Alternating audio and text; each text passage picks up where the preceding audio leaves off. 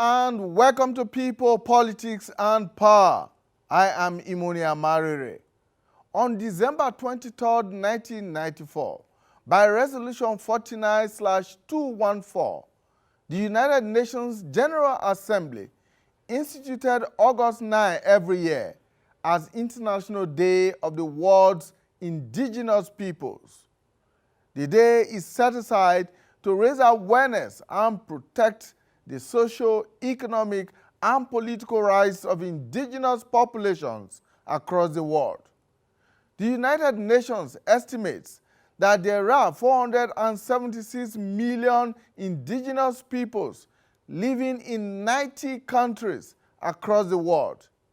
They account for 6.2% of the global population and represent 5,000 diverse and unique cultures, traditions, languages, and knowledge systems. The UN acknowledges that though several indigenous peoples, many more, are still under the authority of central governments who exercise control over their lands and territories. They are said to suffer from various degrees of discrimination, violence, institutional instability, and insecurity. In Nigeria, there has been a consistent agitation by some groups on behalf of indigenous peoples in the country.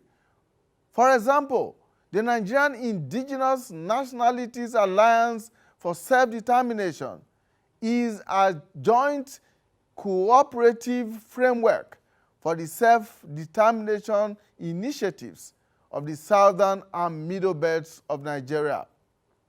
NINAS, as they are known by their acronym, alleges that the sovereignties of the constituent component regions of Nigeria, which were federated in 1960, collapsed in 1966, and were then hijacked by a unitary constitutional order in 1979. The alliance avers that the 1999 Constitution has further confiscated and emasculated the sovereignties by 68 items on the exclusive legislative list, which strips states of key economic assets and governmental powers. It is on this premise that the alliance has for years now sought a fundamental reconfiguration of what it describes as a distressed and dysfunctional federal system. It goes on to declare a sovereignty dispute with the Nigerian federal government and proclaimed a constitutional force majeure on December 16, 2020. It gave a 90-day notice to the government and the international community to unconditionally abolish the 1999 Constitution. NINAS thereafter wrote a petition to major Western governments, including the United States, Britain, France, Germany, and Russia, to impose heavy sanctions on the Nigerian government for undermining democracy and abusing human rights. The group specifically asked the United States and the European countries to stop the sale of arms to the Nigerian government until it surrendered the sovereignty of the people back to them. It alleged that previous arms that were sold to the government have found their ways into the hands of terrorists, insurgents, bandits, and herdsmen who are using them to terrorize the indigenous people of the South and the Middle Belt. This followed an earlier warning to the World Bank, the IMF, the UN, African Union, the European Union, China, and others against further loans to Nigeria as a country with questionable sovereignty. Since then, there have been some backlash at the alliance from official and unofficial quarters by those who say the group crossed the red line in its quest for international relevance and support. Now, for instance, questions have been asked as to how Nigeria can effectively tackle its many security challenges, including the ongoing war against Boko Haram and ISWAP terrorists in the northeast and banditry in almost every other part of the country, if it is unable to procure arms from countries selling them. If Nigeria is still a going concern, how can a balance be created or struck between national security and human rights? How can the rights of indigenous peoples be protected and realized in the current situation? These are the issues we will be looking at on the program today, and we have joining us two leaders of NINAS, Barrister Tony Nnadi, co-convener of the Nigeria Indigenous Nationalities Alliance for Self-Determination, and Professor Yusuf Turaki, co-convener of Nigeria Indigenous Nationalities Alliance for Self-Determination. Thank you so much, gentlemen, for joining us. Thank you. Thank you. Good morning. Great to have you. Let's begin this way, Barrister Nnadi. Thank you. What exactly is the prime objective of NINAS? And what is the driving force? Right. Like the name suggests, Nigerian Indigenous Nationalities Alliance for Self-Determination. The name alone tells you that the people who have come together are the ones who are indigenous to the territory called Nigeria. And when you see the map of the alliance, the territorial map by which the alliance drew its demarcations for the purpose of the campaign, you will see that the 12 contiguous states that embrace impose Sharia simultaneously in year 2000 are on one side, because the rest of the country is alleging that on account of Section 10 of the Constitution of Nigeria that expressly prohibits, as disputed as it is, at least for now, it's been holding, and people are reluctantly obeying and keeping with it. But even in the midst of that disputation about the authorship, you now go ahead of all the other people to breach such a fundamental part of the agreement to be in a union. Nigeria is supposed to be a secular union. It is that Section 10 that expressly prohibits state religion, both for federal and state governments, that makes Nigeria a secular state. Therefore, those 12 contiguous states from Sokoto, Kebbi, Kano, Jigawa, all the way to that worked together have more or less, seceded from the secular union we were, struggling to build with them. At the time, we already were disputing the constitution they imposed in 1999. Incidentally, it is people from that same stretch of Nigeria who happen to be, mostly Fulani, who imposed that constitution and who are refusing to come to table with others for how we can begin to address the issues of the union, the question of how the being and the terms, two different things of the union. The rest of the country had, at one time or the other, been raising these issues. The East raised it in 1967, 66, and they got beaten down. 3.5 million people killed on account of this same question. That was what went to Aburi. On what terms are we to continue in this union? Of course, there was an original agreement in 1960 that came from Lancaster House, discussions that settled the question of how we live together. Will be a union of largely autonomous regions, contributing for the upkeep of the center, a federation. And so we have moved away from being, since 1966, particularly from May 27 of 1967, we have moved away from being a federation. And while we were disputing the constitution that came since 1979, that was carried forward in 1999, our compatriots in that union then went ahead into the deeper wrongdoing of imposing Sharia unilaterally against all of what we agreed to be. So we're no longer a federation, we're no longer a unit, we're no longer a secular state, according to coming by that their action. And so the rest of us dress back to say, well, this is like exercising their right to self-determination. We have no quarrel with that, because the state assemblies in those 12 states had passed Sharia, and also their governors signed up. So it's their decision, and nobody had raised any serious alarm from amongst those who have been placed under those laws, because they began to enforce them, disrupting people's businesses who come from other parts of the country. You couldn't take beer, but they would take money from VAT when it comes. So all of that culminated in the plan that was now devised for what the rest of the Nigerian people will do, particularly when the same Fulani threw our borders open and began to bring in Fulani from everywhere. We saw the governor in Bauchi that came to national TV to tell us, I think it was on AIT or channel, I don't know, can't remember. But he certainly was on national TV saying that the Fulani from everywhere belong to Nigeria.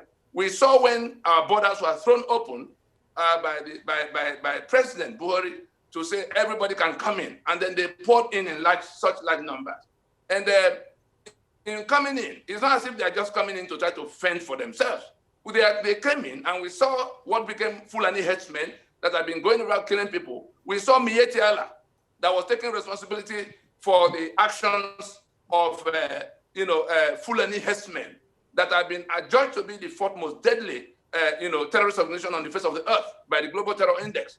Then we see our president, Fulani man, who has been the life grand patron of Miyetti Allah.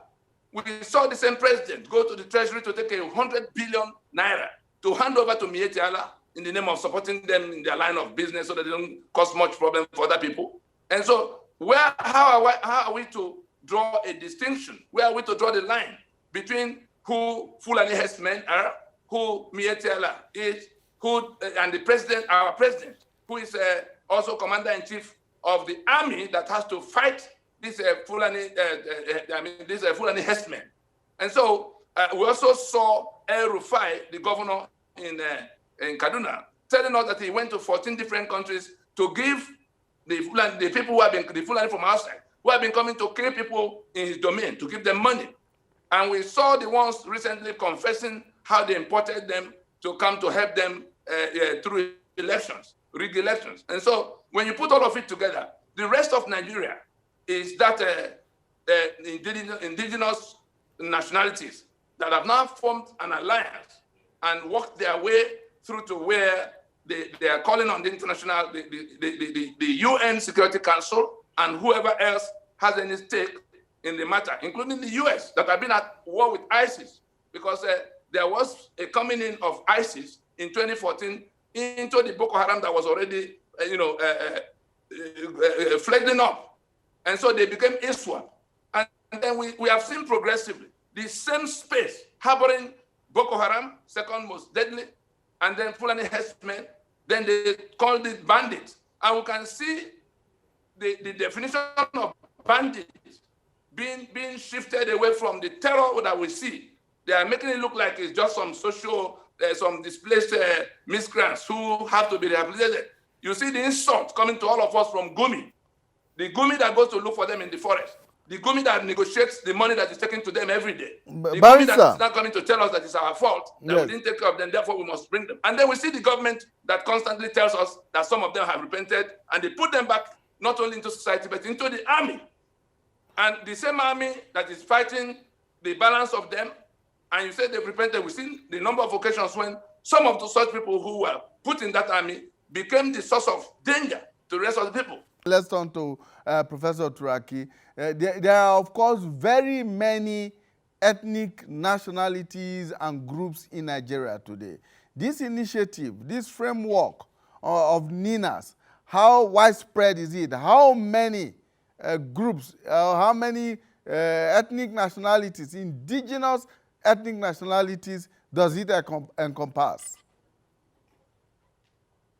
Thank you very much. You have listened to Barrister Tony Nadi explaining the rationale, the reason why these ethnic nationalities have come together in a dispute of the Constitution.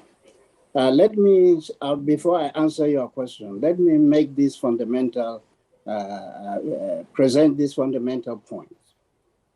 What we're all out to do is not just Ninas, but it is every Nigerian. Every Nigerian. Our biggest problem in this country today is the 1999 Constitution. It is the source of our instability, insecurity, and many other issues as a result of the 1999 Constitution of Nigeria. What we have resolved to do is to ask Nigerians, not politicians only, not religious leaders only, but every Nigerian, that the Constitution of the 1999 that was created does not serve our national interest. That is one. It does not serve also our ethnic identity, the interest of our ethnic identities and ethnic nationalities. And so our goal is to ask all Nigerians to reject the 1999 Constitution and replace it with a new Constitution that reflects the interests of all ethnic nationalities. One point I need to make to point out very clearly is that the ethnic nationalities, we have over 400 of them in this country. They existed before any Nigerian geopolitical entity was created by empire builders. Ethnic nationalities existed before the creation of Nigeria. And for that reason, every ethnic nationality have what I call historical freedom. And our historical freedom is based upon how God created each ethnic group with their own ancestral land. Now, this point must be emphasized, and we'll keep on emphasizing it, that God created humanities, and humans exist in ethnic groups or racial groups or whatever organization that have brought human beings together. And this is under God's creation, that it is the will of God that every ethnic nationality should have their own geographical land, their territory as their own. And what I'm saying here is that all ethnic nationalities have this divine right, and they existed before Nigeria as a nation was created. For that reason, they have precedents of being free, historically free. Now, anything you impose upon a human being that does not reflect justice, fairness, that thing is a cause that creates crisis and conflict.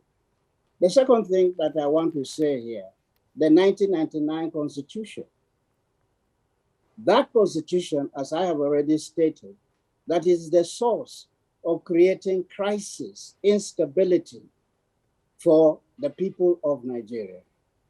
The Constitution has, in one Constitution, you have two distinct and different ideologies. In the 1999 Constitution, these two conflicting ideologies were brought together under one Constitution. You have liberal democracy on the one hand, and you have Islamic theocracy on the other hand. Now, you cannot bring liberal democracy and Islamic theocracy under one constitution. You create problems. And that is the problem that we have. It is on the basis of these dual ideologies inscribed, instituted into the 1999 Constitution that has created what we have today. About 12 states in the North, they created Sharia states based upon this conflicting dual constitution that have been fashioned for Nigeria. And this dualism that is within the Nigerian constitution will continue to create instability, conflict, and crisis for Nigerians. And that is the reason why we have resolved, and on the basis for, we have resolved on behalf of every Nigerian, that every Nigerian should look at this constitution and discard it. Now, the reason for discarding, for rejecting this constitution is for our freedom, is for our liberation, is for the stability of this country. Now, the 1999 constitution, what we are doing in Nigeria today is that we are trying let's review the constitution. Let's create amendment clauses for the constitution. But it is unfortunate that when you have an old rugged car and you want to revive that old rugged car, today you may fix the tire, tomorrow you fix the windscreen, the next day you fix another part. Now, this is what is happening to Nigeria. You are trying to amend the constitution, review the constitution, but the basic fundamental issue is that it is a flaw. The constitution is not the right constitution for all Nigerians to subscribe to abide with, and even to accept as their own national constitution. Flowing from that, Prof. Flowing from that, Prof. What then is Nina's? I'm calling. Sorry, I didn't hear you. I said, flowing from that position that you have just stated, that we have a flawed 1979 constitution that was consolidated with the 1999 constitution, what is the position of Nina's? A new constitution or a fundamental restructuring of Nigeria? What is the position of Nina's on this? Our position Prof, is Prof, yes. let me come in. Let me come in briefly, Prof, please. Go ahead. Now, that question is one in which we are making a distinction between just going to get another document and going to the issues, or going to the issues that led to the rejection of the current document, resolving those issues and documenting that resolution in form of a new document. Those who have refused to listen all this while were creating their own alternative realities. The contention of the ethnic indigenous nationalities is that we have not met, we have not resolved, how much less firmly and solemnly as claimed in the preamble to that constitution. Let's go to that preamble so that we can see exactly what we're complaining about. Every other thing is subsidiary. The preamble begins, and that is the signature giving life to the constitution. It begins by saying that we, the people of Nigeria, have firmly and solemnly resolved to live in unity as one indivisible and indivisible country under God. And therefore, making this constitution to regulate our union. There are two false claims there, because that we the people means we the Yoruba, 60 million people, we the Ijaw, you know their number, we the Beram, we the Kataf, we the Tiv, and all of the rest of the nationalities. That claim that they have solemnly resolved and firmly resolved is that they have met, considered all options, and decided to submit their lands and their people into the union. In the second leg, it is claimed that we do hereby make and give unto ourselves the following constitution. That is the contention, that is the quarrel that the indigenous nationalities have against that constitution. And what they are saying, in effect, is that that constitution was done in negation of their right to determine for themselves how they live, who they relate with, and how they relate. If we go to section 14.2a of that same constitution, we will see the basis of their complaint, because that section 14.2a says that sovereignty belongs to the people, from whom government, through this constitution, derives all its powers and authority.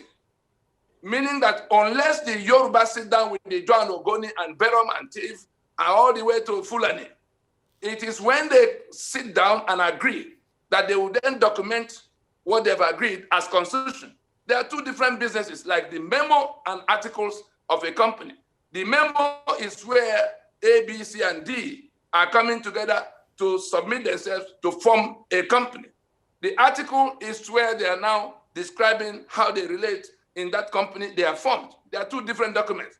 The constitution is to the country what that memo, an article, is to the company. The stakeholders and shareholders in the question of country are the nationalities that could be countries of their own. There's something called the right to self-determination, which the UN has now elevated to inalienable status. That means you are entitled to be in your space by yourself. If anybody wants to have any relationship with you, that person has to convince you, as long as you are a distinct nationality in your ancestral space. So where we are now is that it's not a question. I'm ashamed of the lawyers of Nigeria, particularly the ones who have been drafting all kinds of constitutions to send to National Assembly to say that it is just for us to write another constitution. No, it is to settle those two questions raised by that preamble. Bola Ige was trying to explain it to us, but we didn't understand him then. The two questions are, have we agreed to be in a union? There's no other way to come to that resolution than a decision directly from the people, not any politician or National Assembly. It's not this, the legislative mandate of National Assembly is for lawmaking. It does not extend to constitution making.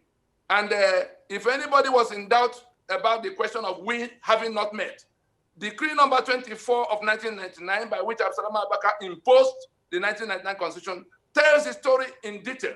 He says he formed a committee called Constitution Debate Committee that went round and suggested that most people wanted a return to 1979 Constitution, which itself is in controversy because the finished work of the Constituent Assembly was also overridden by the Supreme Military Council of the time, headed by Obasanjo.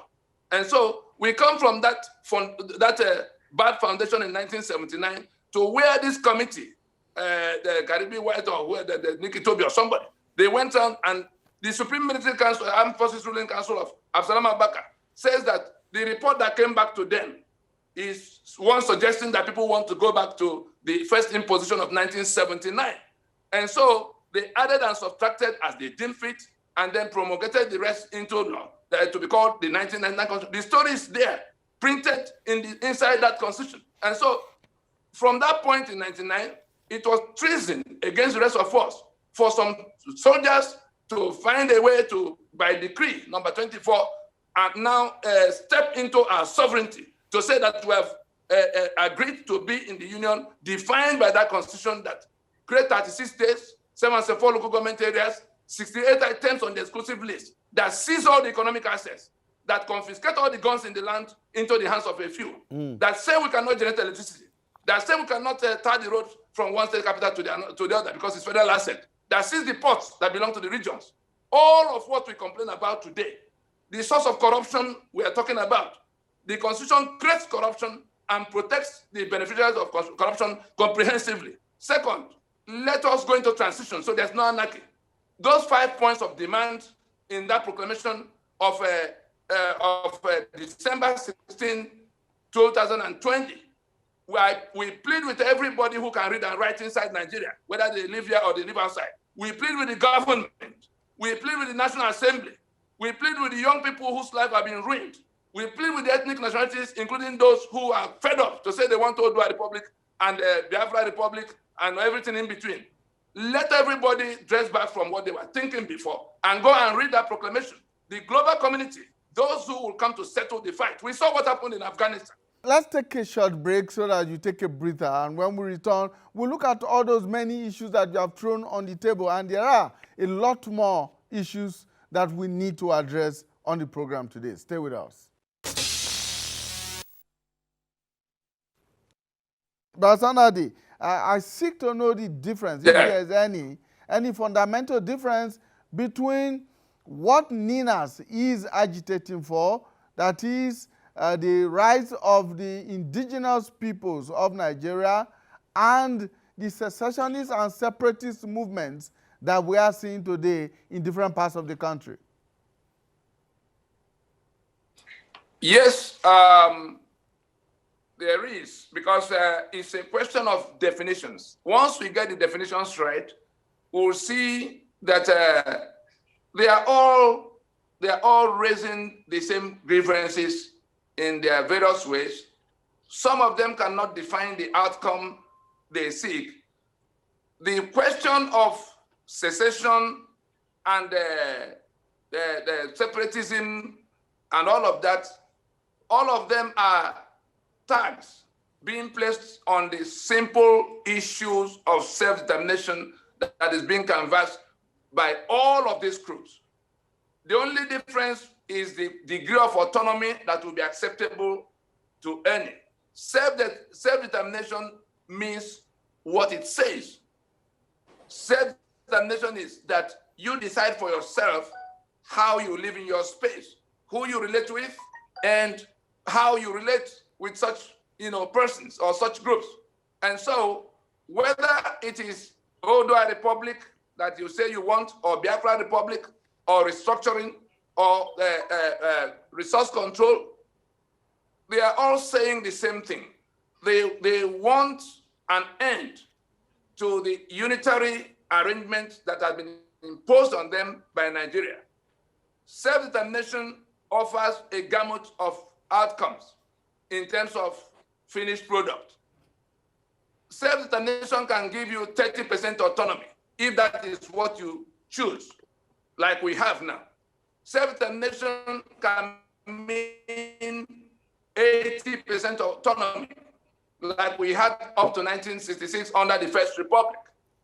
The regions owned their assets and all kinds of things and contributed to the upkeep of the center. That is 80%. If you now say you want 100%, that is when it becomes independence and exit. But the thing to take from it is that the common string between all of them is that it must be the constituents in exercise of their sovereignty that will decide. That is what is called self-determination. And the UN has settled the matter by the United Nations Declaration on Rights of Indigenous Peoples, 2007. I was directly involved in the emergence of that instrument. So I'm in a position to speak about it. And so it is just a matter of trying to confuse the situation. Anybody who will go to read the proclamation of December 16 by 2020 by NINAS will immediately see all of what we say is the problem. There's also an earlier document of 2018, November 16, 2018, titled Open Memorandum to the President Muhammad Buhari on the restructuring debate. That document, I think Guardian newspaper took it up on November 18 in 2018. That document was appropriated and it was incorporated and adopted into that proclamation of 2020, the NINAS proclamation. And that open memo on the restructuring debate is where NINAS, spelled out in very concise form what restructuring means and how to undertake it. That restructuring can yield federation. That restructuring can yield confederation. That restructuring can yield no federation, depending on the procedure, on the process. We must accept we don't have a constitution. We have decided. Then we go to a meeting to tackle two issues. Okay. It is in the two-stage process. that all the differences will then come. Happily, Professor is back with us now, and I'm going to just ask him that the December 2020 proclamation did give a 90-day period or notice to both Nigeria and to the international community. What has happened between then and now? Has the 90 days expired? What further steps has NINAS taken since that time to actualize its demands for the self-determination of indigenous peoples? And when I talk about indigenous nationalities, it is the whole of Nigeria minus the invaders. Whoever is the invader coming from outside today, killing people in the south, killing people in the middle belt. You see the situation in Jos. You see the situation in southern Kaduna. You see the situation in Yoruba land, where they are now living as in IDP camps in Benin Republic. You see the situation in the Niger Delta. You see the situation in eastern Nigeria. How come it is one section of the country that is killing in all the places? And you have a signature on the document that brings you to that space. And we've been shouting for 21 years. Let us accept that this is a forgery and a fraud and cannot be the basis of a union of 200 million people. And you say no. Every time you point guns at people, because you have seized all the guns in the land by brigandage.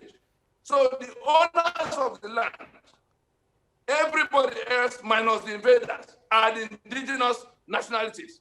And they say it has come to where we must now go to a meeting. Our quarrel is not with those in government house. Our quarrel is with the constitution by which they are doing their business. Let's turn to Professor Turaki, who is now rejoining us. Professor Turaki, in December 2020, the NINAS Alliance declared what you now called a constitutional force majeure. And along that same line, you gave a 90-day notice, both to the Nigerian government and to the international community, to reconsider its allegiance to what you now describe as the 1999 Constitution. What has happened since then, since the expiration of the 90 days? Thank you very much for this question. The expiration of 90 days does not mean the end of the struggle. The sponsoring communities and groups of people have met, and they have taken a second step. And they also have the second and the third step. So we have moved from that first step to the second step. And also the second step has also expired this month. And we are also working on the third step on what to take. Now, it is not our responsibility to explain to you what steps we are taking, but the movement is going on, and we are appealing to all Nigerians. If there's anything we want to tell Nigeria is that, look, what we need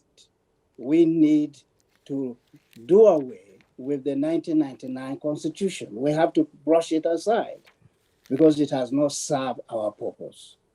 And what we're calling on Nigerians is that we need to go back to those who are in a position to set up the modalities of creating a new constitution for Nigeria.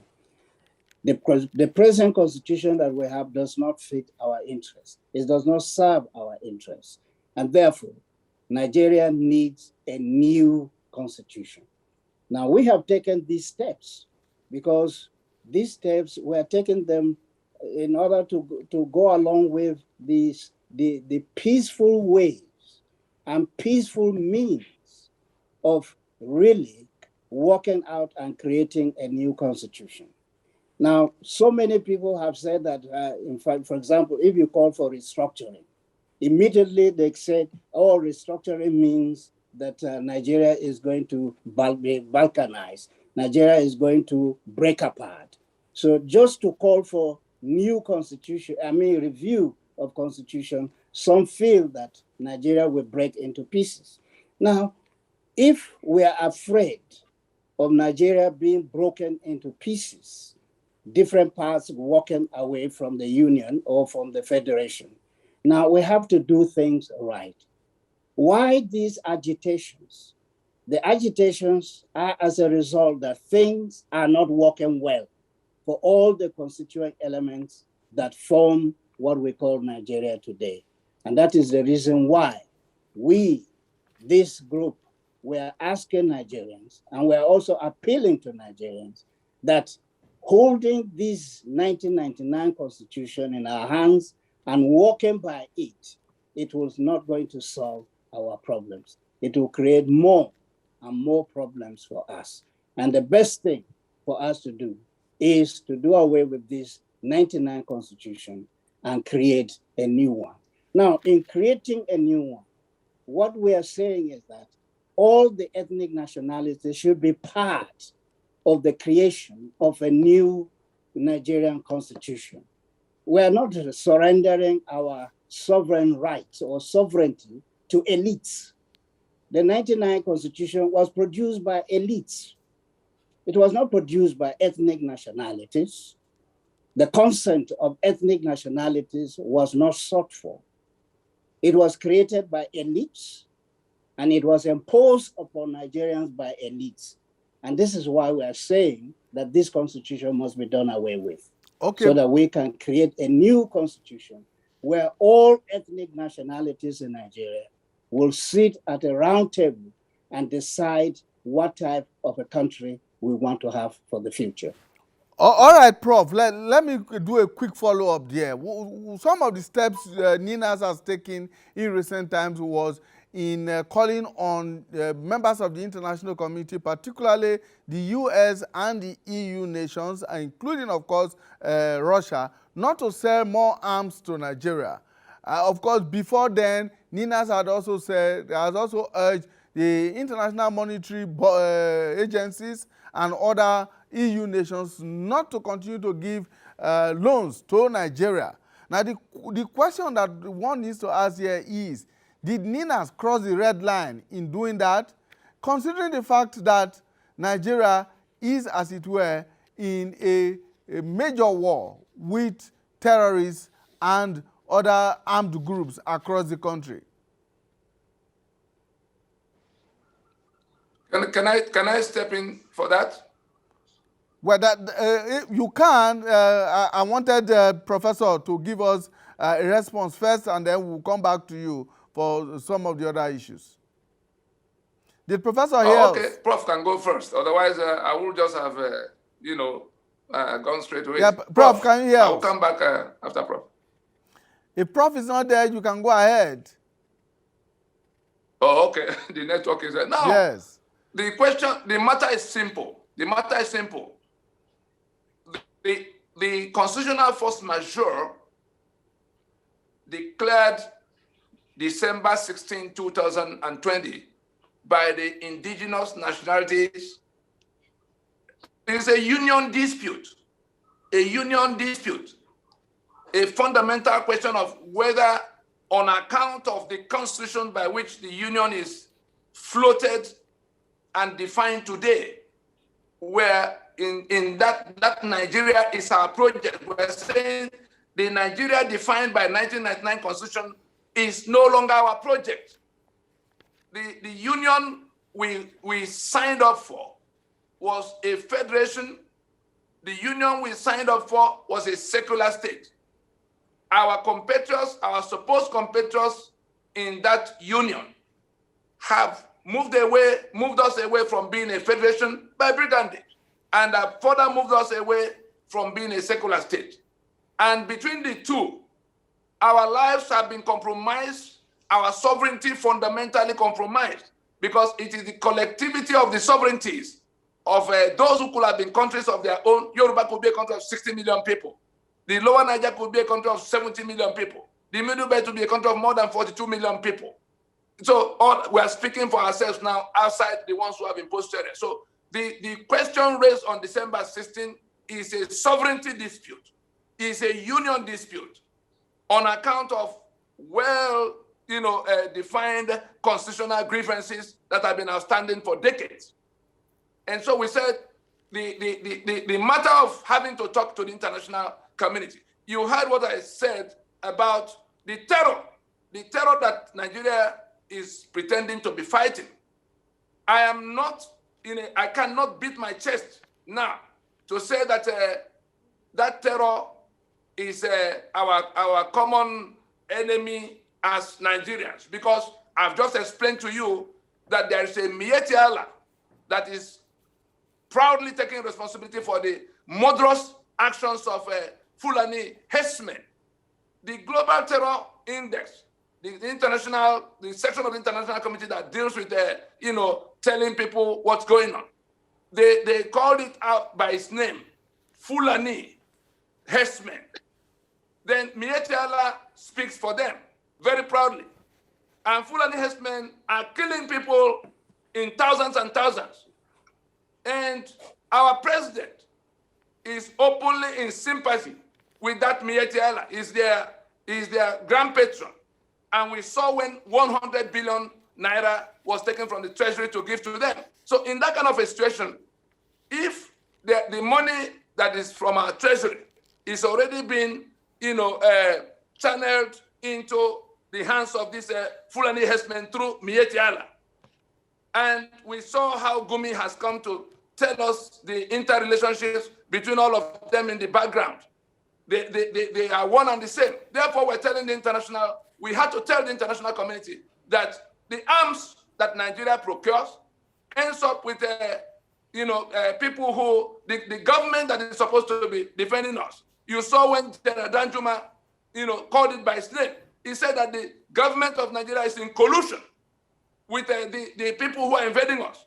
So if that is the case, and that has been our experience, how come all this while the people who are doing the killings, the terrorists have not been apprehended?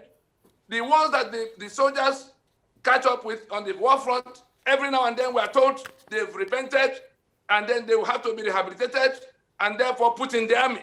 So we are raising that concern to the international community to say the weapons you sell to them end up in their joint venture with the people who are doing the invasion. Okay. That's the reason we asked them formally to please stop the sale of weapons. The same way we told the ones who are borrowing money or loaning money to say the Nigeria is now a disputed project. If you lend them money at a time, the constituents, the owners, it's not as if indigenous nationalities are just marginal elements. No, the whole of Yoruba land is one indigenous group, nationality. They can be a country of 60 million people. So if you are corralling them into Nigeria without talking to them, and they endure it for this length of time, and then they tell the international community that we have come to where we have to resolve those issues. All right, Barrister Nadi, well, I guess we have to draw the curtain there at this point in time. Our time is up and we must go, but we must thank Professor Turaki, Yusuf Turaki, who is a co-convener of the Nigerian Indigenous Nationalities Alliance for Self-Determination, of course joined by Barrister Tony Nadi, who is co-convener too of the Indigenous Nationalities Alliance for Self-Determination. They both joined us virtually. Professor Turaki actually joined us virtually from Jos. I want to thank you for making all the effort to do just that. This is an ongoing discussion, and we hope that at some other time we'll be able to get you again to join us to continue to crystallize the issues that are being put on the table by NINAS. Thank you so much, gentlemen, for your time, and for our viewers out there. I want to thank you for investing your time with us. Thank you so much, and bye for now.